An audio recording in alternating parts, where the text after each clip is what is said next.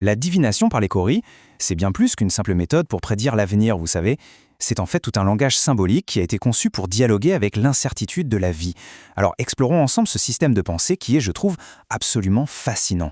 On part de cette question. Et si le futur n'était pas déjà écrit? C'est le principe même de la divination par les Cory. L'idée, ce n'est pas de donner une destination fixe, mais plutôt de nous présenter une sorte de carte, une carte des chemins possibles qui s'offre à nous à chaque instant. Depuis la nuit des temps, l'être humain a toujours regardé le chaos du monde en essayant d'y trouver un ordre, un sens. C'est vraiment de cette quête universelle qu'est née la divination, et en particulier le système qu'on va décortiquer aujourd'hui. Il ne faut pas voir ça comme de la superstition. Non, c'est un système vraiment structuré. On pourrait l'imaginer comme une grammaire symbolique, avec ses règles et ses symboles qui permettent de lire les forces invisibles à l'œuvre dans une situation donnée, et d'envisager les issues possibles. Alors, comment ça marche concrètement ce système ?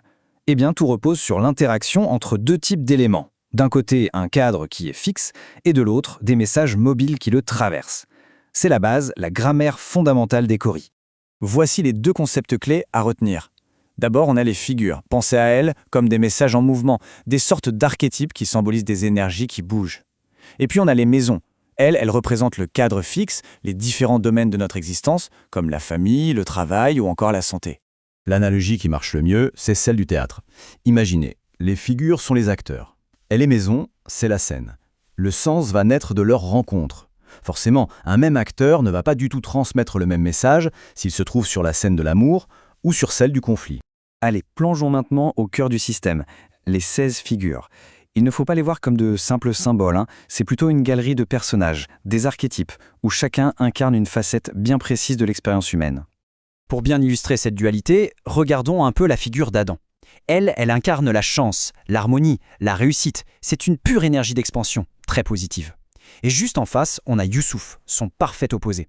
Là, on parle de trahison, de déception, de conflit. C'est une énergie de contraction, un avertissement on ne peut plus clair. Et voici un autre contraste, tout aussi saisissant.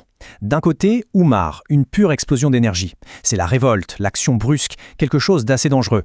Et de l'autre, Ayoubou, qui symbolise le blocage total, la lenteur, la tristesse qui paralyse.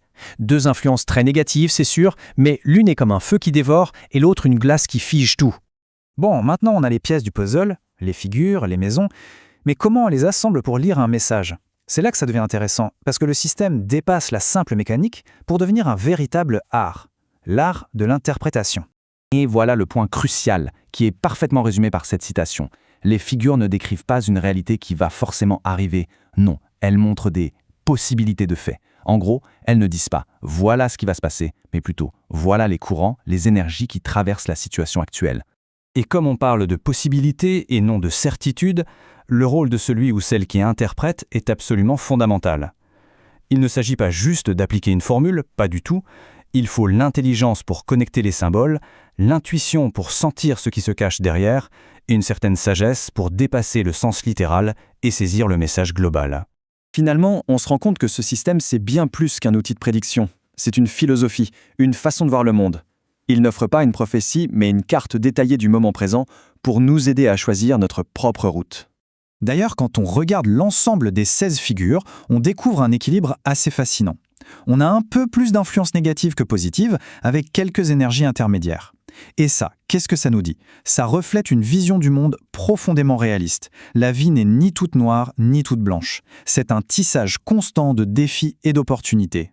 Donc l'idée essentielle à retenir, c'est ça. Il ne s'agit pas tant de prédire l'avenir que d'explorer les énergies qui sont là, dans le présent. C'est un outil pour comprendre la dynamique actuelle, pour pouvoir agir de la manière la plus éclairée possible et surtout pour ne pas subir un destin. Ce qui nous amène à la question finale. Si le futur n'est pas une fatalité mais un champ de possibles, alors le pouvoir nous est rendu. Face aux différents chemins que la vie nous présente, lequel choisir d'explorer ? C'est peut-être dans cette réponse que se trouve la clé de la sagesse.